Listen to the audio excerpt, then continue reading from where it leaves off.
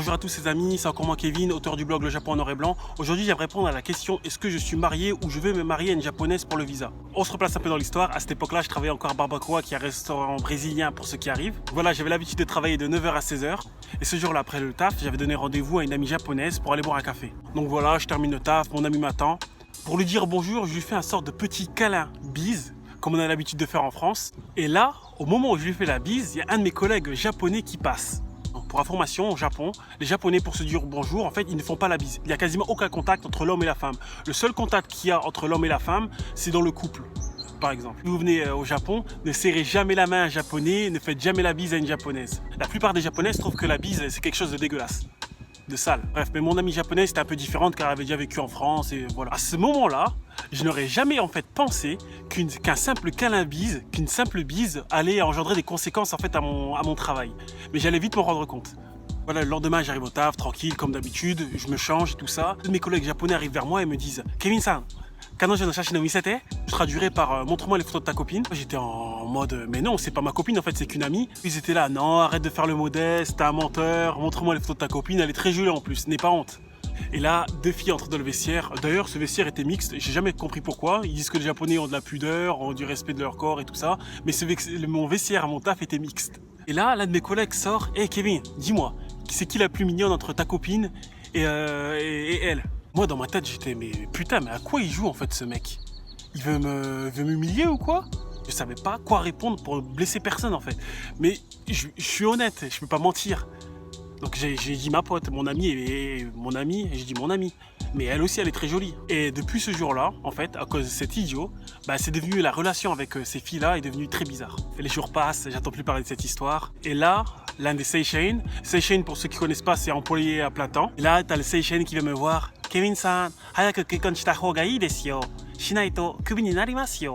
Que je traduirais par: Kevin-san, tu ferais mieux de vite te marier, parce que si tu le fais pas maintenant, tu vas te virer.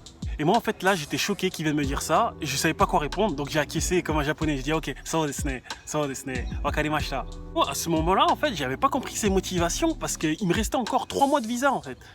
Et j'ai pas compris pourquoi il était venu me dire ça. Et j'avais pas du tout compris. Et là à partir de ce moment-là c'est devenu régulier. À chaque fois qu'il me voyait rigoler avec des japonais ou rigoler avec des japonaises, il venait me voir: Kevin-san, hayaku kekkon shite. Et la réponse des japonais c'était: ah Kevin-san, kekkon shite le. Alors Kevin-san, t'es marié? T'es devenu en fait un harcèlement au travail irrégulier. Un jour, j'étais très fatigué. Il est venu me voir encore avec ses: ah, marie-toi vite, tes compagnies, ton visa, blablabla. Et je lui ai dit en fait que moi, je travaillais ici, c'était pour améliorer mon japonais en fait. Et que dès que j'avais un niveau de japonais satisfaisant, j'allais travailler en fait dans le commerce international et j'allais monter ma propre boîte. J'allais pas finir ma vie ici.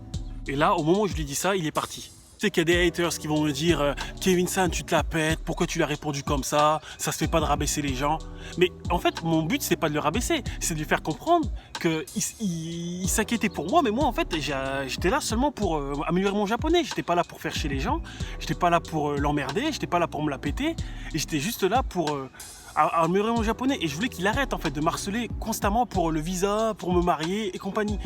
C'était pas mes motivations. Moi, je pensais que c'était terminé. Et là, au moment de manger, on était tous à table. On mangeait, on rigolait et tout ça.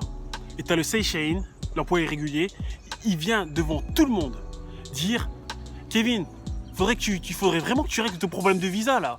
Parce que là, t'es en train d'embêter tout le monde. Et il ajoute: marie-toi, change de visa, fais ce que tu veux, mais en tout cas, fais-le vite. Moi, j'étais tellement choqué que je m'empêchais pas de rire.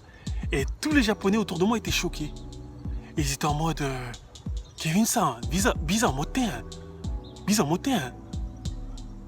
Gakusei-chan, je dirais par: Kevin, t'as pas de visa? T'es pas étudiant?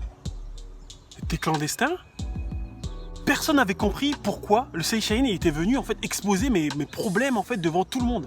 Surtout qu'il me restait encore 3 mois de visa. En fait, ils ont pas compris pourquoi. Donc le lendemain, je suis allé le voir et je lui ai dit: ne t'inquiète pas, la semaine prochaine, je retourne en France, je vais faire changer mon visa. Et lui, il m'a répondu: ok, d'accord. J'avais oublié de signaler que la veille, il avait tellement eu la rage que je lui réponde qu'il avait balancé mes affaires de travail à la poubelle. Le lendemain, j'avais pu retrouver mes affaires de travail. Il les avait balancées. C'est comme s'il voulait me dire: dégage de là. J'ai plus envie que tu travailles ici. Pourtant, c'était même pas le boss. Le boss avait toujours été réglo avec moi. Il avait toujours été hyper sympa. Il m'avait jamais parlé de visa. Il m'avait jamais rien dit sur mon travail. Mais donc voilà. Affaire à suivre. Donc voilà, moi, je lui en veux pas. Franchement, moi je lui en veux pas en fait à cette personne-là. Moi je pense qu'en fait on a dû lui raconter des conneries à cette personne.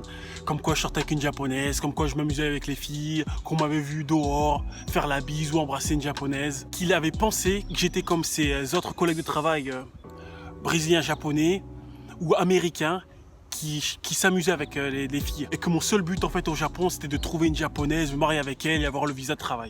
Après il a pas tort, hein. Moi j'ai déjà rencontré des Américains, ils sont mariés à des japonaises. Et ils vivent une vie de débauche en fait. Ils sont mariés seulement pour le visa, ça on peut le dire. Et ils s'amusent, ils sortent en boîte, ils les trompent de partout. Il y en a des cas comme ça. Mais après moi je dis pas que tout le monde, hein.